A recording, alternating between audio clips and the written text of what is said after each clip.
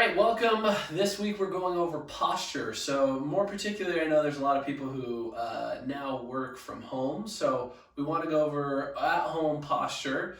We're going to do first a bad example and then a good example. And as we go through that, we're going to give you some tips for how you can improve whatever setup that you have, and then also give you some tips on whether it's products or setup that is most beneficial. So we've got our lovely assistant here today who's going to be helping us. So we're going to first look at what bad posture would be. So go ahead and on the computer here. So a lot of people, this is what I see a lot. So let's start first down low, because this is where most of the problems happen. Is right now, she's in a chair that has no lumbar support. So sit upright for just a second here. I'm going to have you scoot a little forward like that.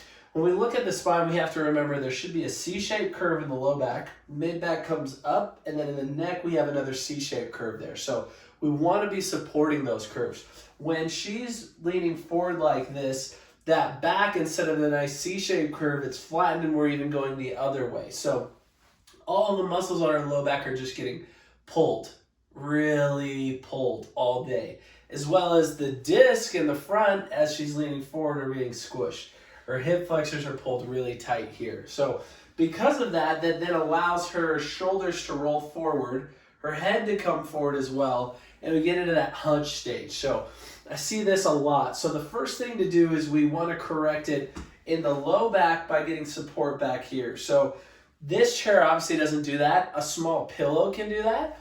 We also have really good lumbar support inflatable pillows that we have at the office available, as well as happy to pass along the link for some of you who are watching this remotely. So with that, you can see how that automatically brings her shoulders back and upright. Good rule of thumb, this chair is too small, so this would be a bad office chair. For those of you who are using these type of chairs at home, I would strongly discourage you from using them. She's going to bring her shoulders back here, and then automatically the head's coming up. But what's the big issue that we have here is that as she is working, she's naturally going to want to try and bring her head down because her screen is down. So that's a big no-no. We really want the screen to be not just eye level, but almost a little higher, so she's bringing it up. So right now in this setup, really the only thing that she could do if she doesn't have anything that, if this is all she has, is really bring the monitor, so even setting it on top of something higher will put less strain and stress on her neck, okay? So let's go ahead and we're gonna move to, this is my wife, by the way, Kendall. So she has worked in a similar setting to this before. So we went ahead and we just did a full improvement here, and we used, go ahead and come on over here.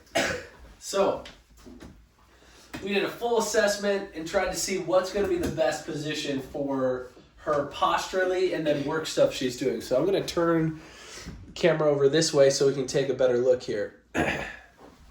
So we've got a chair that has good lumbar support. So right off the bat, she's able to relax her back muscles, and she's not currently engaging her low back muscles. But what's hard to see, I'm going to scoot you out just a little bit right here, is that you can see how her feet aren't quite touching the ground. Now, this is an area where if the feet aren't quite touching, she is going to be engaging both her hamstring muscles and her low back. So an easy fix would be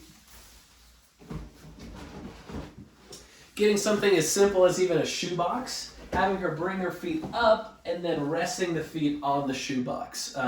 That's a quick, easy, cheap one. There's a lot of other good links to things that she can be standing on. But we're going to have her scoot back in here.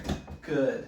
So the other thing that you can see is we went where eye level was, and then we actually raised her monitor. So in this position, she is not just looking direct, but also looking up, which is going along with that C-shaped curve in the neck that we want. Right here, her arms pretty much are falling close to a 90-degree angle, but she's able to keep her arms and, most importantly, her traps not engaged. So they're just hanging out loosely here. She has the keyboard right in front of her there. So that's a big thing. We don't want to be constantly engaging if her shoulders come up here and then the traps are getting engaged. So having those relaxed is crucial. And then in addition, with this chair, we also got a little neck cushion here. So that's typically the number one issue I see is the low back gets tight from sitting, and then the neck muscles get really sore from being hunched over all day. So small pillow like this allows her to relax the weight of her head back, get support, and not be constantly engaging her neck muscles. So this is a much better scenario setup. So, depending on what your budget is, if you need to get something where you're stacking your monitors on top, or you have within the budget to raise the monitors, this is kind of the ideal setup working from home here. She's got the keyboard much lower than where the screen is, allowing her to stay relaxed in the traps. And really the number one thing that, one of the biggest benefits that we're gonna see from correct posture is how it translates into energy and fatigue.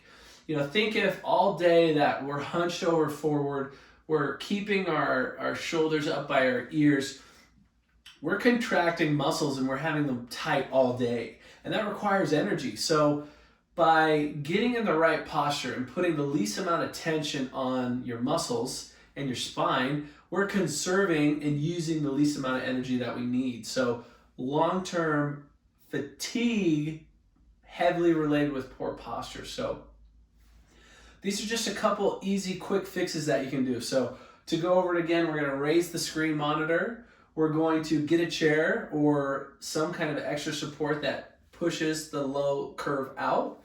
We're going to keep our shoulders touching the back of our chair. And then we're also going to keep our head elevated, looking up at the screen, resting our arms down to the side. And if our feet don't quite fully touch the ground, we want to just get a little boost to bring the legs up on some type of box that will help relax the low back. So we will be doing another follow-up posture video, going over some stretches, exercises, and then maybe even a similar posture a video in the future with a couple more tips. So